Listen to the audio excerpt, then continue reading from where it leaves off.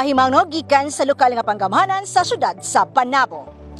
Adunay ipahigayon nga earthquake drill sa piling lugar sa syudad sa Panabo karong umaabot nga Hunyo 28, 2024 sa takdang alas 2 sa hapon. Usa kini kay mandatory participation alang sa ika-second quarter nationwide simultaneous earthquake drill.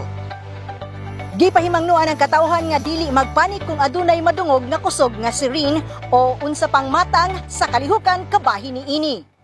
Ania ang mga pangalan sa establishmento o building nga pagahitabuan sa maong drill.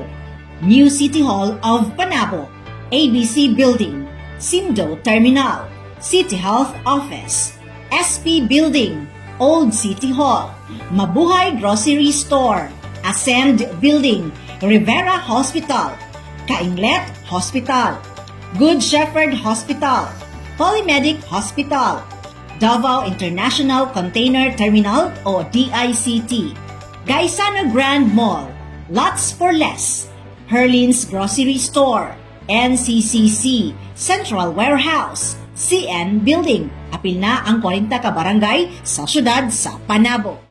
Pahimangno gikan sa City Government of Panabo. Importante, informed.